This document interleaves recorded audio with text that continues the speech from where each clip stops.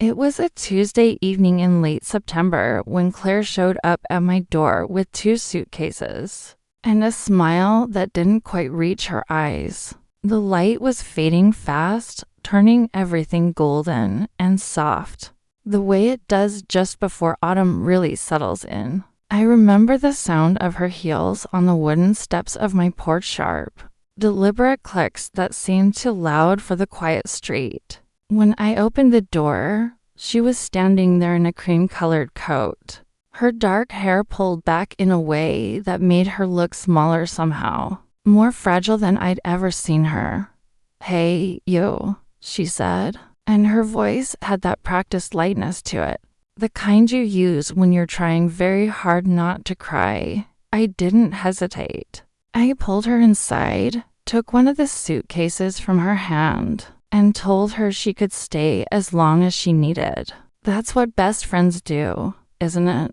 You open your home, your life, your kitchen at 2 in the morning when someone you love is falling apart. Claire had been there for me through my divorce 3 years earlier, sitting with me on the bathroom floor when I couldn't stop shaking, bringing me soup I couldn't eat, telling me over and over that I would survive this.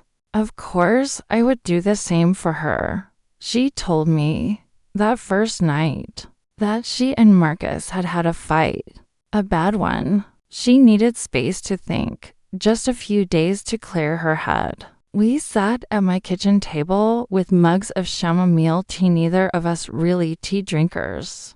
But it felt like the thing to do, and she cried in that quiet, dignified way she had, dabbing at her eyes with a tissue, apologizing for the mascara stains. I told her not to be ridiculous. I told her my home was her home. I meant it then. My life before Claire moved in had achieved a kind of peaceful simplicity that I fought hard to build. After the divorce, after all the noise and chaos of untangling a marriage, I'd learned to love the quiet.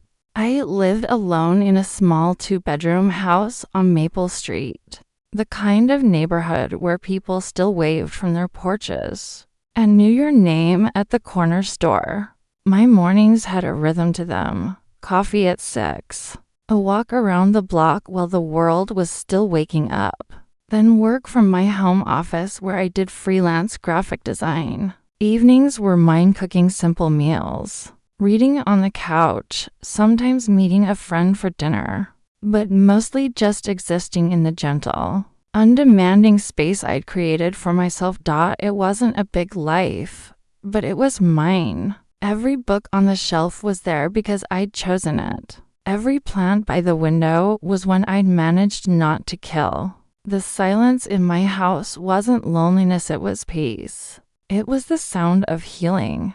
Claire's presence, at first, felt like a natural extension of our friendship. We'd known each other since college, had been bridesmaids at each other's weddings, had shared countless secrets and bottles of wine, and midnight conversations about what we wanted from life. Having her there felt easy, familiar. She took the guest room, the one I'd painted pale blue 2 summers ago and furnished with a white iron bed frame and curtains that let in the morning light just right. That first week, we fell into a comfortable pattern cooking dinner together, watching movies, talking late into the night about her relationship with Marcus, about whether it was worth saving, about what love was supposed to feel like after 7 years together. I remember thinking how nice it was, having someone to come home to again, someone to share meals with. The house felt more alive with her in it. But somewhere around the second week, something began to shift in ways I couldn't quite name at first. It was small things, barely noticeable. Claire's suitcases, which had stayed packed and lined up neatly against the wall of the guest room that first week, slowly began to empty. Her clothes appeared in my laundry hamper, mixed with mine. Her toiletries spread across the bathroom, counter-expensive serums and creams in sleek bottles. That crowded my simple drugstore moisturizer to the edge. Her shoes accumulated by the front door, a growing collection that I had to step around each morning. "Sorry about the mess," she'd say with a little laugh when she noticed me looking. "I'll organize it this weekend." But the weekend would come and go, and the shoes remained, and more appeared. I told myself it didn't matter. She was going through something difficult. These were temporary inconveniences. What kind of friend would I be if I cared more about bathroom counter space than about being there for someone I loved? The third week, Claire started rearranging things. I came home from a coffee meeting with a client to find she'd reorganized my kitchen cabinets. "I hope you don't mind," she said, leaning against the counter with a glass of my wine when had she opened that bottle. "I was looking for the sugar, and I realized your system didn't make much sense. I put all the baking stuff together, and the spices are alphabetized now. So much easier to find things." I opened the cabinet where I'd kept my coffee mugs for 3 years and found food storage containers instead. My mugs had been moved to a different shelf, too high for me to reach comfortably without the step stool. "Oh," I said, and my voice sounded strange to my own ears. "Thanks. That's thoughtful." She smiled, pleased with herself, and took another sip of wine. I figured since I'm doing most of the cooking anyway, it made sense to set things up in a way that works. Was she doing most of the cooking? I tried to remember. She'd made dinner a few times, yes. I'd made it too, hadn't I? The days were starting to blur together. That night, I couldn't sleep. I lay in bed staring at the ceiling, listening to the sound of Claire moving around in the guest room. More was she in the living room? I heard the television on, low and murmuring. At some point, I heard the refrigerator open and close. The house that had been so peacefully quiet before now seemed full of sounds that weren't mine, rhythms that didn't match my own. I told myself I was being selfish, territorial, small-minded. Claire was my best friend. She was hurting. I was lucky to be able to help her. But in the darkness, a small, uncomfortable question formed. When exactly was she planning to leave? The fourth week, I decided to ask. Not directly, that felt too confrontational, too much like I was pushing her out. Instead, I asked casually over breakfast how things were going with Marcus. Had they talked? Were they thinking about couples counseling? What was the plan? Claire stirred her coffee, my favorite mug, the blue one with the chipped handle that my mother had given me, and shrugged. "We've texted a little. He's still being impossible. Honestly, Emma, I think I need more time before I can even think about dealing with him. Is that okay? I'm not overstaying my welcome, am I?" Her eyes met mine, wide and sincere and just slightly wounded, as if the very question hurt her. "Of course not," I heard myself say. "Stay as long as you need." She smiled, relieved, and reached across the table to squeeze my hand. "You're the best. Seriously, I don't know what I'd do without you." I should have felt good about that. Instead, I felt something cold settle in my chest, something that felt uncomfortably like dread. Claire's presence began to expand beyond just the physical space. She started making plans for us without asking, signing us up for a yoga class she thought we'd enjoy, inviting her other friends over for dinner parties at my house, committing us to weekend trips I hadn't agreed to. When I gently pointed out that I had work deadlines or other commitments, she'd look hurt. "I thought we were having fun," she'd say. "I thought you liked having me around." "I do." I'd rush to reassure her. "I just need to balance things, you know? Work and me. I'm the thing you need to balance." Her voice would get soft, wounded. "I get it. I'm in the way." "That's not what I said." It's what you meant. And somehow, I'd end up apologizing, rearranging my schedule, canceling my plans. It was easier than dealing with the guilt, the feeling that I was failing as a friend, that I was being selfish when she needed me most. My sister Rachel noticed it first. She came over for lunch one Saturday and found Claire there, barefoot in my kitchen, cooking pasta with a confidence that suggested she'd done it 100 times before. Rachel raised her eyebrows at me in a way that meant we'd be talking about this later. In the driveway, as she was leaving, Rachel grabbed my arm. How long is she staying? I don't know. A few more weeks, maybe. It's been over a month already. Had it. I tried to count the days, but they slipped away from me, formless and strange. She's going through a hard time, I said. I can't just kick her out. Rachel's expression was complicated, concerned, frustrated. Something else I couldn't quite read. There's helping a friend, and then there's this. Does she pay rent? Contribute to groceries? She buys stuff sometimes. Sometimes, Rachel. She's my best friend. Is she? Rachel asked, and the question hung in the air between us like smoke. Or is that just what you've always told yourself? I watched her drive away and felt anger rise in my throat. Anger at Rachel for planting doubt.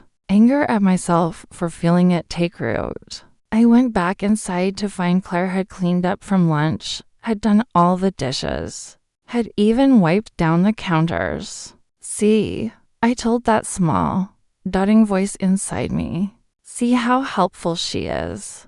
But that night, when I went to make myself tea before bed, I found she'd rearranged the cabinet again. My favorite tea, the lavender blend I drank every night, the one that helped me sleep, was gone. In its place was a box of some herbal detox thing I'd never seen before. Where's my lavender tea? I asked, trying to keep my voice casual. Claire looked up from her phone. Oh, that. I threw it out. It was almost empty, and honestly, that stuff is full of artificial flavoring. I got you something better, all organic, really good for you. But I like the lavender. She laughed. A sound like wind chimes, light and dismissive. You'll like this better. Trust me. I stood there holding the box of tea I didn't want, trying to understand why such a small thing made me want to cry. It was just tea. It didn't matter. Except somehow it did. It mattered that she hadn't asked. It mattered that my preference in something as simple as bedtime tea had been decided for me. Dismissed as inferior. Replaced without my consent. I made the tea she'd bought. It tasted like grass and disappointment.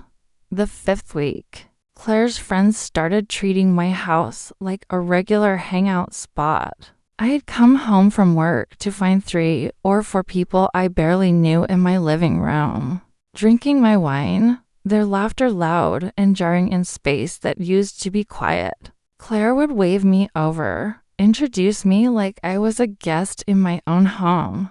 Emma, come have a glass. We're celebrating Jess just got promoted. I didn't know Jess. I was tired. I had work to finish. But I smiled and poured myself a glass and sat on the edge of my own couch, feeling like an intruder. When they finally left around 11, I started picking up the glasses and plates scattered around the living room. Claire was already heading to bed.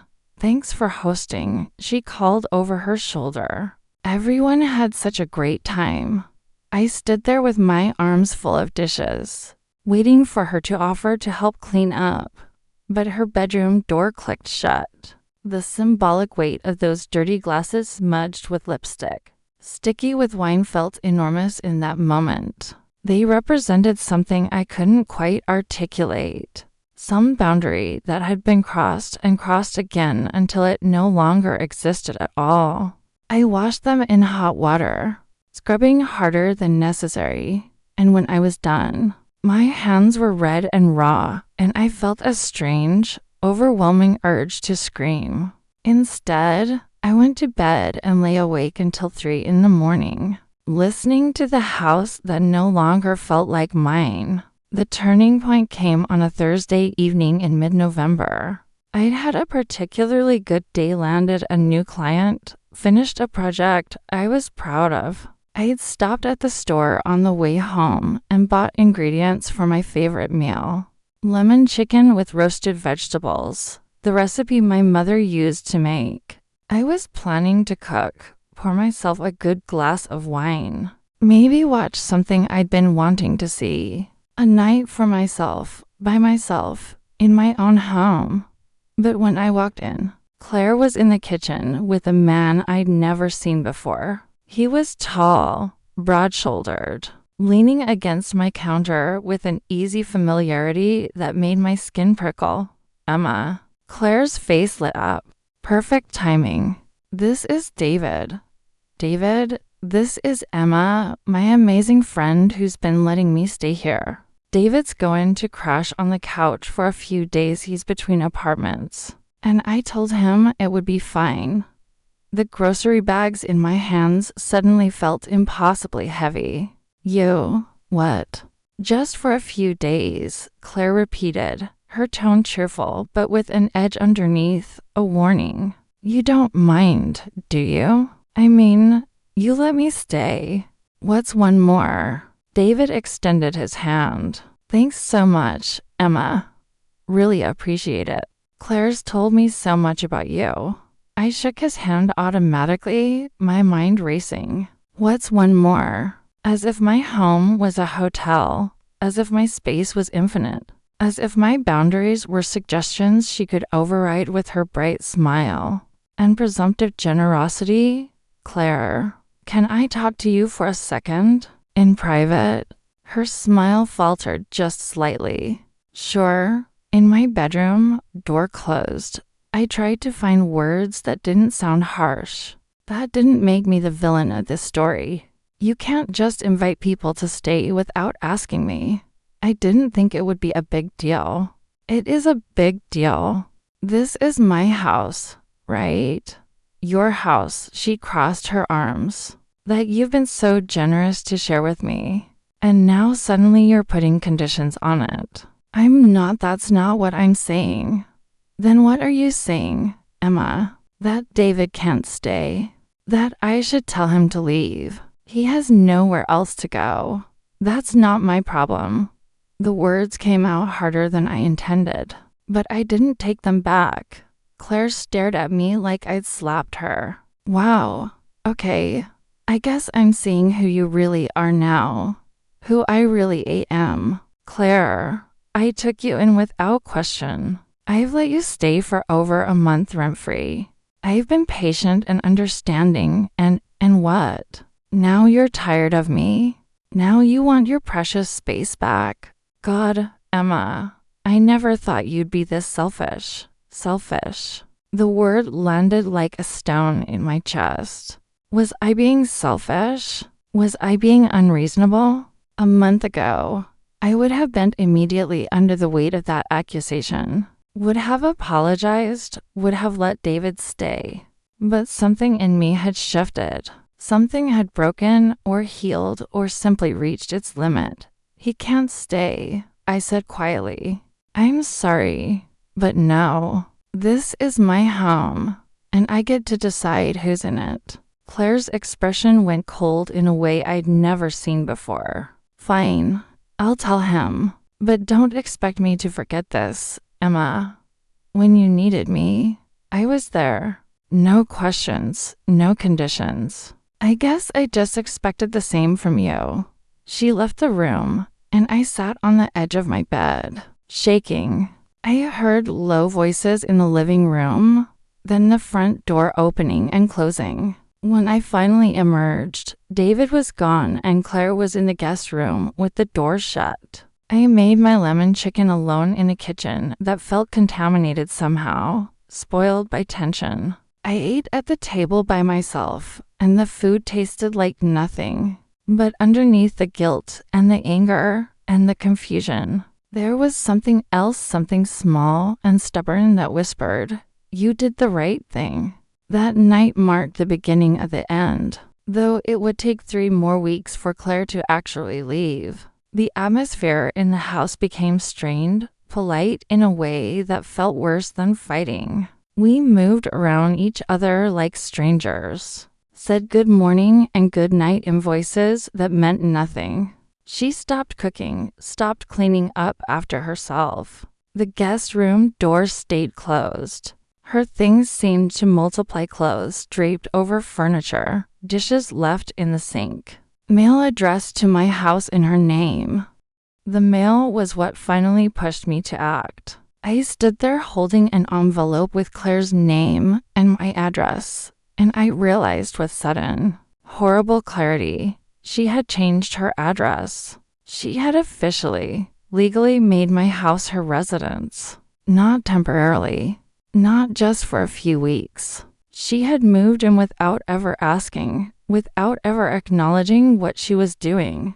And she'd done it so gradually, so naturally, that I barely noticed until I was drowning in it. I waited until that evening, until she was in the living room watching my TV. In my house, which no longer felt like mine at all. "Claire, we need to talk." She didn't look away from the screen. "Okay, I need you to move out."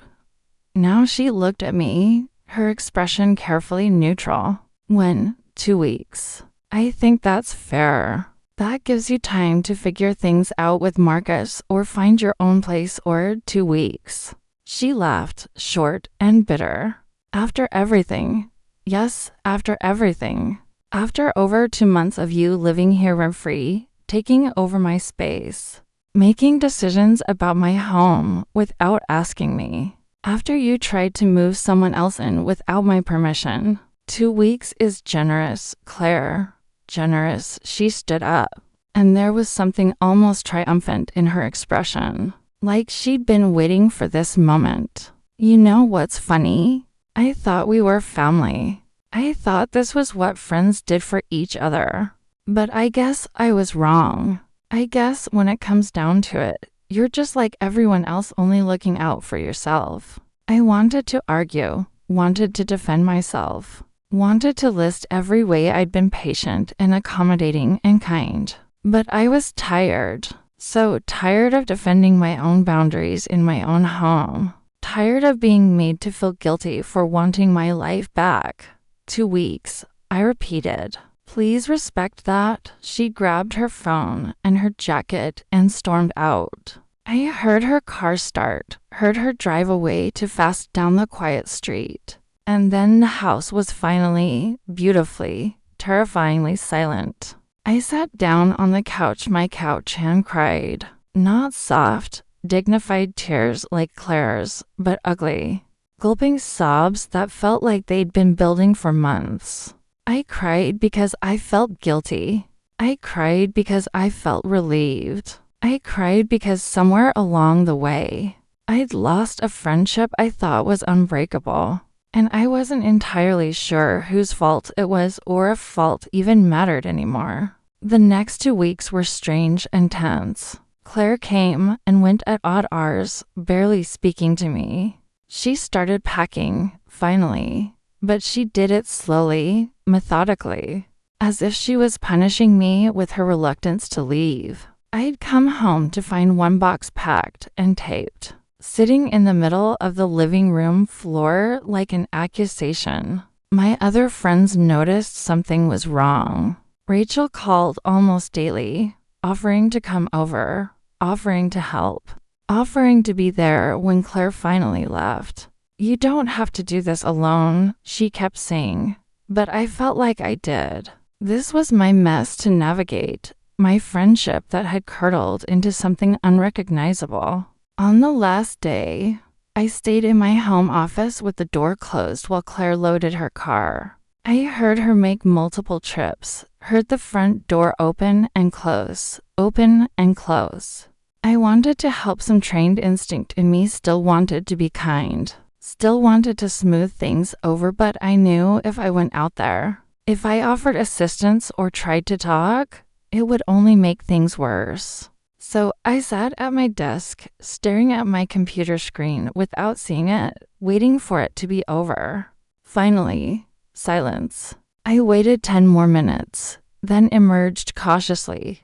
The guest room door was open. The room was empty, the bed stripped, the closet bare. All traces of Claire erased except for a faint smell of her perfume lingering in the air. On the kitchen counter, she'd left my spare key on top of a piece of paper. I picked up the paper with shaking hands. It was a note, written in Claire's neat, careful handwriting. Emma, I hope someday you'll understand what you've done. I came to you when I had nowhere else to go, and you made me feel like a burden. I hope you enjoy your space. I hope it keeps you warm at night. I hope it's worth what you've lost. See, I read it 3 times, feeling the words like small cuts. Then I folded it carefully and put it in a drawer where I kept other things I didn't want to throw away but couldn't stand to look at. The house was mine again. Completely, utterly mine. I walked through each room, taking inventory of what had changed. My kitchen cabinets were still organized her way. I hadn't had the energy to change them back. There was a water ring on my coffee table that hadn't been there before. A chip in one of my wine glasses. Small damages, mostly invisible. But there were other changes too. Ones I couldn't see but could feel. The guest room felt haunted somehow, heavy with absence. The living room seemed too quiet now, like it was holding its breath. I caught myself listening for sounds that weren't coming. Footsteps, doors closing, her voice on the phone in the other room. That first night alone, I made myself dinner and sat at the table with just one plate, one glass, one set of silverware. I ate slowly, tasting everything, trying to find pleasure in the simple act of feeding myself in my own space. It felt strange and sad and necessary. After dinner, I made tea. Real tea. The lavender blend I loved, which I bought again that afternoon at the store. I had stood in the tea aisle for probably 10 minutes, holding the box, wondering if buying it was petty or vindictive or just reclaiming something small that was mine. In the end, I'd put it in my cart along with several other things. Claire had replaced my brand of coffee, my type of bread, the simple moisturizer I preferred. I took the tea to the couch and sat in the dark. Just sitting, just breathing, just existing in the space that was finally mine again. The mug in my hands was warm. The smell of lavender filled the quiet house.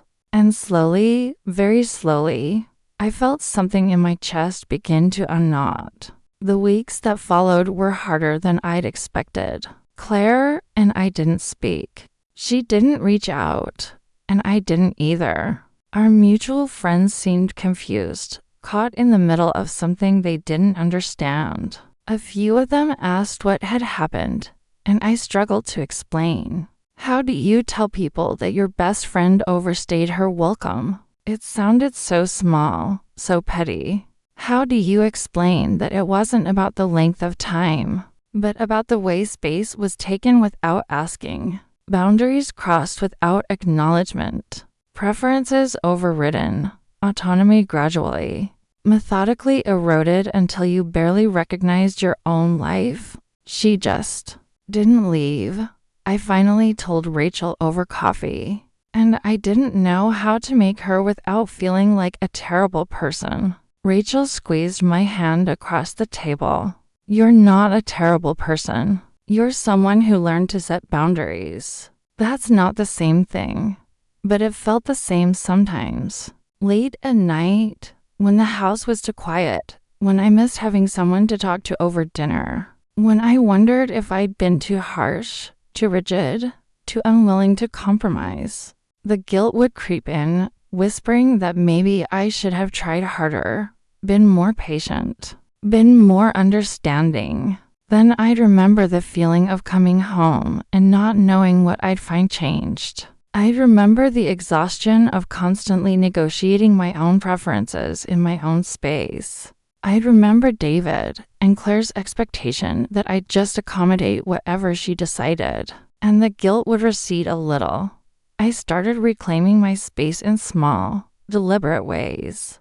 I moved the mugs back to where I liked them. I bought new throw pillows for the couch, ones Claire had never touched. I hung pictures I'd had stored in the closet, creating a gallery wall in the hallway that was entirely mine, entirely chosen. Each small change felt like an act of healing, like I was stitching myself back into the space I'd almost lost. One Saturday morning in early December, I was cleaning out the guest room closet, something I'd been avoiding, when I found one of Claire's scarves tucked in the back corner. It was silk, dark blue with gold threads, beautiful and expensive. She must have forgotten it in her rush to leave. I pulled it out and held it in my hands, feeling the weight of it, the softness. For a moment, I considered keeping it, this last remnant of her presence in my home, or throwing it away, making a dramatic gesture of closure. Instead, I folded it carefully, put it in a manila envelope, and wrote her address on it, the address I'd seen on that piece of mail. I didn't include a note. I didn't know what I'd say. I dropped it in the mail the next day and felt something shift. Not forgiveness exactly, and not quite closure, but something adjacent to both. An acknowledgement that we had been friends, that something real had existed between us, and that it was over now, that both things could be true. The holidays came. I spent Thanksgiving with Rachel and her family, and when Rachel's kids asked where Aunt Claire was, Rachel said simply that she couldn't make it this year. I was grateful for the lie, for the protection it offered from questions I didn't know how to answer. Christmas I spent alone, by choice. I woke up in my own house, made coffee in my own kitchen, opened presents I'd bought for myself without feeling silly or self-indulgent. In the afternoon, I took a long walk through my neighborhood, looking at lights and decorations, thinking about the year that was ending. It hadn't been the year I'd expected. It hadn't been easy, but I'd learned something about myself that felt important. Something about the difference between kindness and self-abandonment, between being generous and being erased. I'd learned that sometimes love, even friendship love, the kind you think will last forever, can become something that takes more than it gives. And that walking away from that isn't failure, it's survival. On New Year's Eve, I did something I hadn't done in years. I threw a party. Nothing big, just a small gathering of people I actually wanted in my space: Rachel and her husband, a few friends from work, a couple of neighbors I'd gotten to know better in recent months. I cooked and cleaned and set out wine glasses, the ones that weren't chip-tanned when people arrived. I welcomed them into my home with a lightness I hadn't felt in months. We toasted at midnight, and I made a silent wish that had nothing to do with romance or career success, or any of the usual things. I wished for continued clarity. I wished for the courage to protect what I'd rebuilt. I wished for the wisdom to know the difference between helping someone and losing myself. When everyone left around 1 in the morning, I cleaned up alone, and it didn't feel lonely. It felt peaceful. I washed the wine glasses, my wine glasses, and put them back in the cabinet, where I decided they should go. I blew out the candles I'd lit hours earlier and watched the smoke curl up toward the ceiling. I locked the door and turned out the lights and went to bed in my house, my space, my carefully reconstructed life. I never heard from Claire again. Months later, Rachel mentioned that she'd heard through mutual friends that Claire and Marcus had gotten back together, that they'd moved to a different city for Marcus's job. I felt a complicated mix of emotions hearing that relief that she was okay, residual hurt that she'd never apologized or acknowledged her part in what had happened, and something else, something that might have been the very beginning of forgiveness. Because here's what I finally understood. Lying in my bed that night after Rachel told me, Claire probably didn't think she'd done anything wrong. In her version of the story, she was the victim, the friend in need who'd been abandoned when she became inconvenient. She probably told people I'd kicked her out over nothing, that I'd been cold and selfish. And maybe some people believed her. Maybe they judged me without knowing the full story. And I had to be okay with that. I had to be okay with being misunderstood, with being cast as the villain in someone else's narrative, because I knew the truth. I knew that I nearly disappeared in my own life trying to be whatever Claire needed me to be. I knew that reclaiming my space, my boundaries, my right to make decisions about my own home hadn't been selfish, it had been necessary. Spring came, and with it a kind of rebirth. I painted the guest room a different color, a warm gray instead of pale blue. I bought new bedding for it, turned it into a proper office space with a desk and bookshelves and good light. I reclaimed it not as a space for visitors who might overstay, but as a space entirely for myself, for my work, for my growth. I did it a little, cautiously. Nothing serious, just coffee meetings and pleasant conversations. Relearning how to let someone in without losing myself in the process. I noticed patterns I hadn't seen before, the way I used to apologize for having preferences, the way I'd minimized my own needs to make room for others. I was working on that. It was slow, sometimes frustrating work, but it mattered. On a warm evening in May, almost a year after Claire had first shown up at my door with her suitcases, I was in my garden planting tomatoes when Rachel stopped by unexpectedly. "I have something to tell you," she said, settling into one of my porch chairs. "I saw Claire today, downtown. She was with Marcus." My hands stilled in the dirt. "Did you talk to her?" "Briefly. She asked about you." "What did she ask?" "How you were doing. If you were seeing anyone. If you ever talked about her." "What did you say?" "I told her you were good. Really good. That you seemed happy." Rachel paused. She looked, I don't know, sad, maybe. Like she wanted to say something but didn't know how. I pulled off my gardening gloves and sat back on my heels, looking at the garden bed I'd just planted. Tomatoes, basil, peppers, all the things I loved, arranged exactly how I wanted them. "Do you think you'll ever talk to her again?" Rachel asked softly. I thought about it, really thought about it. I don't know. Maybe someday, if she's ready to acknowledge what happened. But I don't need it anymore. You know? I'm not waiting for an apology to feel okay about my choices. Rachel smiled. Good. That's really good, Em. After she left, I stayed outside as the light faded, watching the sky turn from blue to purple to dark. The air smelled like dirt and possibility. My house stood behind me, every light in every window mine to turn on or off as I pleased. The tomato plants were small now, fragile, but they'd grow. I'd tend them. I'd watch them become something strong and nourishing. And I thought about all the ways we learn to love ourselves.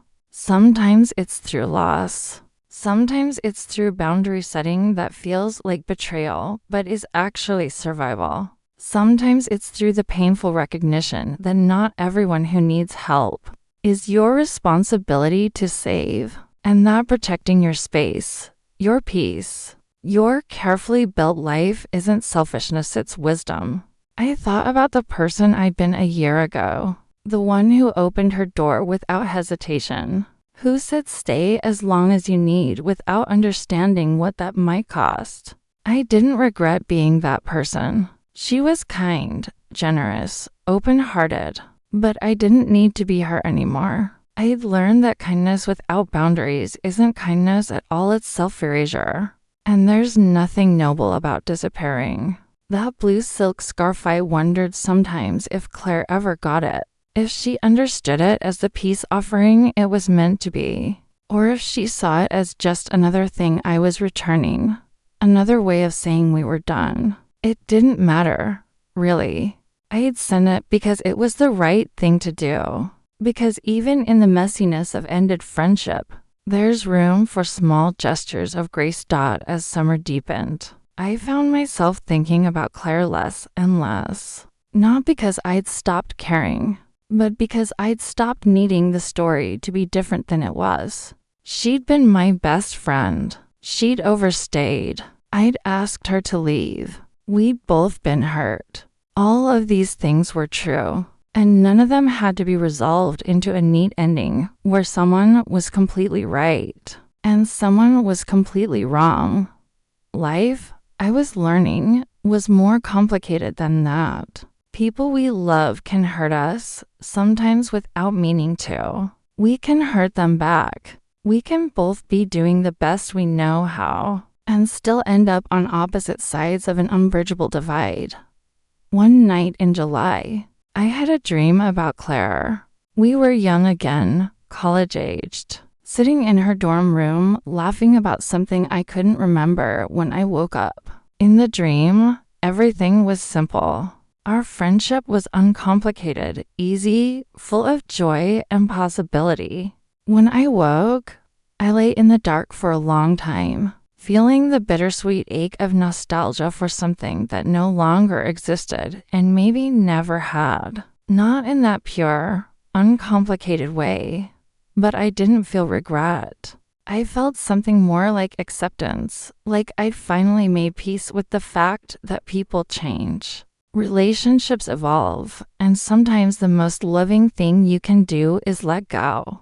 My house is truly mine now. Every object in it has been chosen or kept with intention. The guest room office where I work has a window that looks out on the garden. And sometimes I pause in the middle of a project to watch the tomatoes redden on their vines, to see the basil grow tall and fragrant. These are small pleasures, simple rhythms, the ordinary magic of a life lived on your own terms.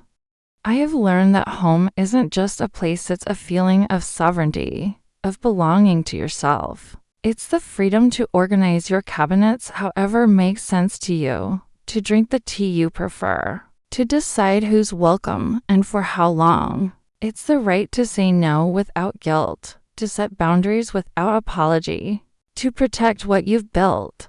And I've learned this too. The weight of a suitcase tells you nothing about how long someone will stay. Some visitors unpack slowly, so gradually that you don't notice until your space has become theirs and you're the stranger in your own home. The kindest thing you can do for them and for yourself is to recognize when visiting has become invasion, when help has become hindrance, when it's time to reclaim what's yours. There's a blue coffee mug in my cabinet now, the one my mother gave me with the chipped handle. It's back in its proper place, right where I can reach it easily every morning. Such a small thing, really.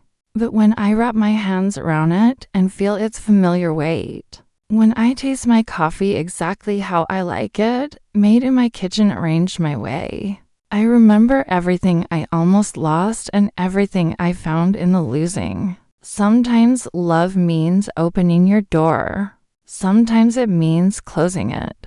Both can be true. Both can be necessary. And knowing the difference, that might be the most important thing of all. The evening deepens around me as I sit on my porch. The same porch where Claire stood that September night with her two suitcases and her careful smile. If I could go back, would I still let her in? I think so. Because even painful lessons are lessons. And even ended friendships teach us something about who we are and what we need to thrive.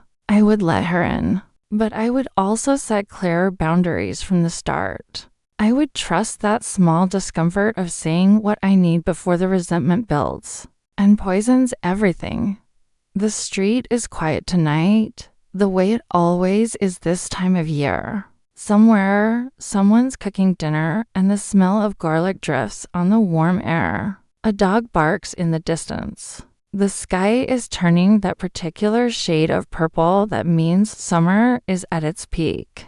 Lush and full and temporary. Everything is temporary. Friendship, discomfort, the seasons. The difficult guests who arrive at our doors and the courage we need to ask them to leave. I finished my tea lavender. Perfect. Exactly what I wanted. Dan, go inside. My house welcomes me with its familiar creaks and sighs. I turn on lights as I move through the rooms, claiming each space with that small gesture of illumination. This is mine. This has always been mine, and I will never forget that again. There's peace in that knowing.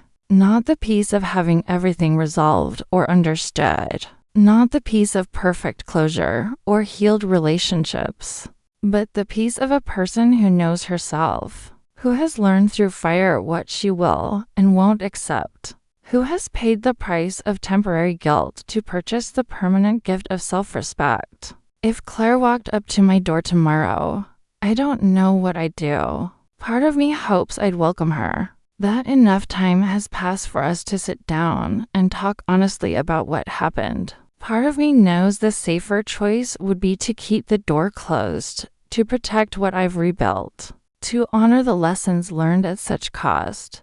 But I don't have to know. That's the gift of distance, of time, of healing. I don't have to have an answer for every hypothetical, a plan for every possibility. I just have to live this life, in this house, with these tomatoes growing in this garden. I have to keep choosing myself, gently but firmly, day after day after day. And on the nights when the guilt creeps back in, when I wonder if I was too harsh or too rigid or too unwilling to sacrifice, I make myself a cup of lavender tea and sit in the quiet of my own space and remember, some people will always see boundaries as rejection. Some people will always frame your self-preservation as selfishness, and their inability to understand does not make you wrong. You are allowed to want your life back. You are allowed to miss someone and still be glad they're gone. You are allowed to grieve a friendship while honoring the decision to end it. All of these contradictions can exist simultaneously, can be held in the same heart at the same time. That's what I'm learning. That's what the blue silk scarf meant, what the reorganized cabinets meant, what the 2 suitcases meant when they arrived and when they finally, mercifully left. That love is complicated and boundaries are holy, and home is the space you create by learning, slowly and sometimes painfully, to choose yourself.